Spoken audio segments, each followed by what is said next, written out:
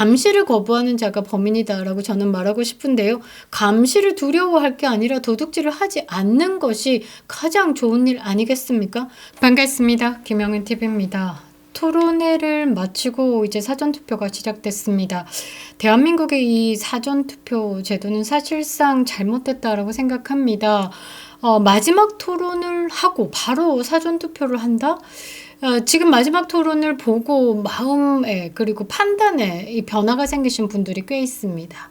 이준석의 코끼리, 젓가락만 남은 토론을 보면서 이 제대로 쳐내야 될 이 대한민국 정치사에 사라져 버려야 할, 그리고 이 정치 지도자로서 정책 집행자로서 대한민국의 수장으로서 절대 결코 네버 자리할 수 없는 사람들을 제껴야 하는 이 마음의 결정. 그런데 그런 시간을 주지 않고 바로 사전투표를 한다라는 건 뭔가 이 선거 결과를 이제 정상적으로 만들지 않는다라고 생각합니다.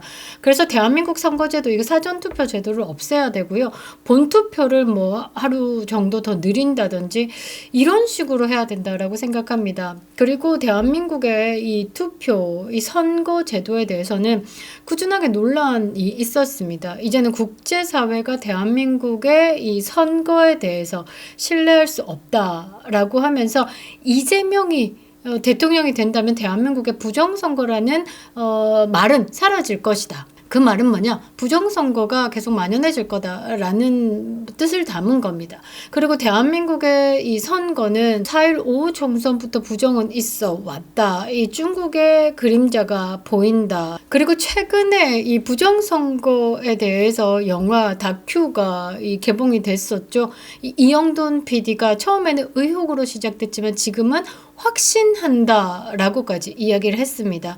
부정선거의 의혹은 이제 감출 수 없습니다. 부실선거라는 희한한 말로 덮을 수가 없다라는 말이죠. 지금 대한민국의 선거가 전례 없는 불신과 의심 속에서 치러지고 있는 겁니다. 그래서 지금 이 국제선거 감시단의 입국을 환영을 했었는데요. 지금 이 국제선거 감시단을 둘러싼 충격적인 결정이 있었습니다. 미국 트럼프 행정부 인사들이 포함된 국제감시단인데요. 이들은 한국의 선거 투명성을 검증하겠다라고 입국했지만 중앙선거관리위원회는 끝내 이들의 참관을 거부했다라는 겁니다. 이게 단순한 기술적 결정은 아니죠. 대한민국 유권자들이 선거를 얼마나 믿을 수 있느냐, 민주주의의 본질인 선거를 흔드는 가장 위험한 사안인데, 이 선관위는 국제사회의 감시를 받지 않겠다라는 건 뭔가 숨기고 있는 것이 아닌가. 왜 감시를 거부한다느냐라는 물음이 따라올 수밖에 없습니다. 먹긴 놈이 썩낸다고 말이죠. 이 중앙선관위는 매 시간마다 투명하게 선거인단에 대해서 밝히겠다라고 하는데, 그런 거 말고 그냥 국제선거 감시단의 참관을 허락하는 것만으로도 이 국민적 신뢰는 쌓을 수 있다라고 생각합니다. 국제선거 감시단의 참관을 거부한 중앙선관위, 과연 무엇 때문일까요? 빠르게 다루겠습니다. 구독과 좋아요 버튼 꼭 눌러주시고요. 끝까지 시청 부탁드리겠습니다. 큰 힘이 되고 있습니다. 사실 이 감시단의 정체와 공신력에 대해서는 사실 킹왕짱인 것 같습니다. 트럼프 참모들이 왔습니다. 보니까요, 그냥 아마추어 시민단체가 아니다라는 겁니다. 단장은 말이죠, 트럼프 1기 정부 시절에 국제형사법 담당 대사였던 모스탄, 그 정부의 대사였다라는 겁니다. 그 외에도 전 백악관의 국가안보회의 국방부 출신의 존 밀스 대령 많이 들어보셨을 겁니다. 그리고 미국 해병대 전략장교, 그러니까 전략기획팀이다. 보통 이 회사에서 전략기획팀이 굉장히 중요하잖아요. 그 역할을 했던 분입니다. 그랜트 뉴섬. 그리고 시카고대 정치학 박사이자 중국 문제에 관해서 권위자인 브래들리 테이어, 그리고 여러분들 이름만 들어도 안심하는 고든창까지 참여했습니다. 이들은 말이죠, 미국 내 안보 외교 분야에서 강경한 대중 견제 입장을 견지하면서 트럼프 행정부와 이 뜻이 맞다라고 보죠. 같은 궤를 하고 있습니다. 국제감시단 활동을 통해서 세계 각국의 민주주의 상태를 분석해온 전문가들입니다. 이들은 2020년 보고서에서 중국 중국발 부정선거를 알리기도 했었고요. 그것이 들통나면서 캐나다 총리가 올해 사퇴를 하기도 했습니다. 이들의 감시가 단순한 구경이 아니다라는 거죠.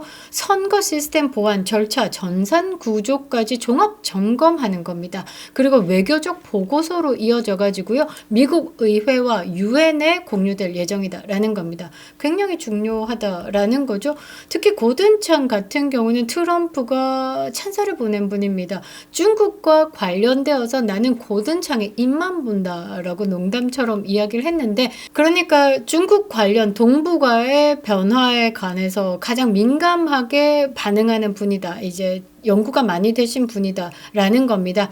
이번 대선에 출마하는 좌파들을 더욱더 무자비하고 사회주의적이고 북한을 사랑하고 반미 감정이 철저하다라고 평을 하기도 했습니다.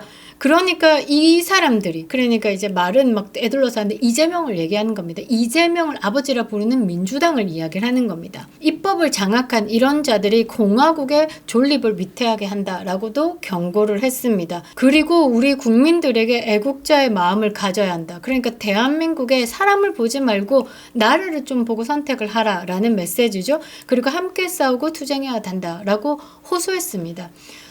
정말 감사한데요. 사실 이들의 입에서 이제 2020년부터 중국발 부정선거가 있어 왔다. 전 세계 40개국에서. 그런데 가장 가깝고 대륙의 끝을 함께하고 있는 대한민국에서는 그런 게 없었을까? 이들은 강하게 경고하고 있죠. 4.15 총선부터 4.10 총선까지 부정선거가 있어 왔다. 이 부정선거로 인해서 그들은 고위층을 장악하면서 친중 행보를 보였고 친중 정책에 손을 들어왔다. 그러니까 입법부를 장악하면서 대한민국이 정책을 이 친중으로 펼쳐가고 있다. 이렇게 경고를 한 겁니다. 선관위는 왜 이들을 두려워할까? 감시단을 막는 이유, 진짜 이유가 뭘까에 대해서 고민을 좀 해봐야 되는데요. 공식적인 거부 사유가 이렇습니다. 특정 단체에만 참관을 허용하며 형평성 문제가 발생한다. 이 말이야 방구야. 이 감시단은 단순한 단체가 아니다라고 앞서 말씀드렸죠. 국제적 공신력과 전문성을 지닌 정식 외교 자문단에 가깝습니다. 이들의 보고서가 이 각 나라를 돌아다니면서 쓴 보고서가 미국 의회에 들어갑니다. 그리고 유엔도 공유를 한다라는 거죠. 더군다나 최근에 대한민국 선거에 관련돼서 우려가 표해지고 있죠. 단순한 음모론이 아니다라는 겁니다. SK텔레콤의 유심칩이 중국의 해커에 의해서 해킹된 정황이 드러났고요. 5,100만 국민의 절반인 2,300만, 2,700만까지도 정보가 털렸다라고도 드러났습니다. 그리고 3년에 걸쳐서 이 중국 해커들은 들어와서 로그인 기록을 지우고 나가고 들어오고 나가고를 반복하고 있다가 12월 3일 비상겸 이후에 기록을 지우지 못하고 잠적한 상황이다라는 겁니다. 그런데 그 3년 동안 단 한 번도 이 돈에 관련되어서 문제가 일어나지 않았다. 그것은 돈이 목적이 아니다라는 거죠. 더 다른 게 목적이었기 때문에 3년을 들락날락 거리면서 정보를 캐면서도 어떤 문제도 발생시키지 않았다라는 건 이 돈을 빼는 순간 해킹의 정보가 들통나는데 그것보다 더 큰 목적을 위해서 숨어 있다라고 보시면 됩니다. 그러니까 뿌락지, 이 좌파 뿌락지들이 오랜 시간 동안 일반 국민들 사이에 침투돼서 정보를 빼는 것과 똑같은 짓을 우리는 당했다라고 보시면 되겠죠. 그리고 역대 최대 규모의 제외 국민 투표자 수가 등록됐습니다. 희한하지 않습니까? 역대 최대 규모. 그리고 뉴질랜드인가 거기는 이 제외 국민의 투표소에 중국어로 친절한 위치 설명을 하고 있습니다.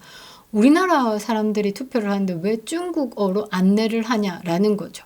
그것도 지금 문제가 되고 있습니다. 그리고 QR코드 대신에 1차원 바코드 사용 등 변경 사항이 충분히 국민에게 공유되지 않았습니다.